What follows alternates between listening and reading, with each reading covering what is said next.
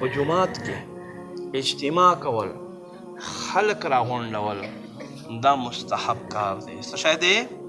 مستحب کار دی، د ثواب کار دی.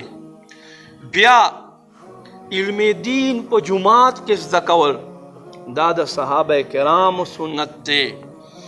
او څوک چې په دې کې ناس وي، توجه غواړم، څوک چې په اجتماع کې ناس وي، الله او الله رسول ذکر اوري، علم دین زده کوي، گویا کې دا خلق د الله او الله رسول په پناه کې وي. سبحان الله.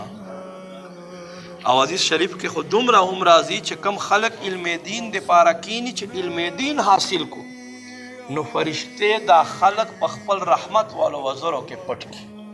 دا فرشته دا خلق چې دی په خپل رحمت والو وزرو کې پټ کی.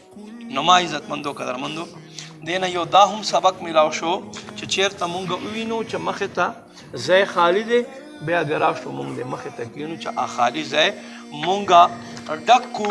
او مقصد دا نه چې خلک رستو ناس وي او مخې ځای خالی وي، نه، کوشش کوئ چې مخکې ځای وي نو بالکل مخې ته کینئ.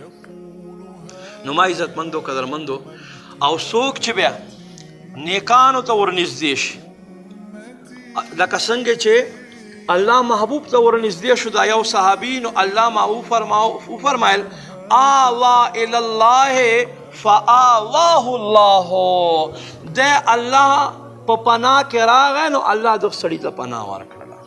سبحان الله.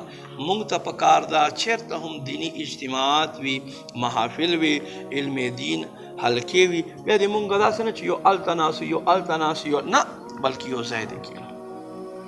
دې سره زړه نحوست لرې کېږي، یو ځای ناستي سره محبت زیاتېږي، برکتونه راځي، او علم خبرې خپل منځ کې کېږي. او علم خبرې دا وي چې سړي ته بیا زده کړه هم آساني شي، په زده کړه کې هم آساني شي.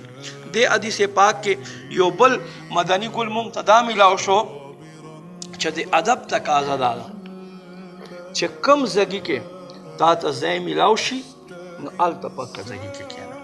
دا نه چې ځای نه وي او ته مقصد چې له اغزي نه راخوشی را روان وي او د خلکو له اوږو نه خپې وړوې، لکه څنګه چې د جمعې په ورځ خطبې په حالت کې الله محبوب صلی الله علیه و آله وسلم فرمایي چې کم سړی خطبې په ټایم کې راشي او خلک ناست او د خلکو اوږو نه دی خپې اوړوي، نو فرمایي دا داسې دی لکه دی چې دوزخ طرف ته پل جوړوي. دومره سخت وایي. مطلب دا چې دا خلکو سپکواله کوي. یو خو راغی لیټ، یو خو لیټ راغی او دې باوجود دی اوس په خلکو اوږو باندې خپې اوړوي. نو دې له جاته ښه خبره دا ده چې بیا سړی اکه ځګي باندې کینی، ولې چې الله محبوب فرمایل استحیا فاستحیاه الله منه، ده حیا وکړه نو الله له ده نه حیا وکړه، یعنی د ده ګناهونه یې معاف کړه. بس دې نه علاوه بل مونږ ته دا نصیحت میلاو شو چې څنګه صحابه کرامو به په دیني محافلو کې رغبت لرلو، شوق سره به کېناستل، پکې مینې محبت سره به کېناستل، بلکې دومره پورې روایاتو کې راځي. حضرت ابو هریره رضی الله تعالی عنہ فرمایي کله به چې مونږ الله محبوب له محفل نه راپاسېدو نو مونږ ته به گویا کې خپل ځان مسلمان هم نه ښکاره کېدو، دومره به د محفل مونږ باندې یو خوند او اثر پروت.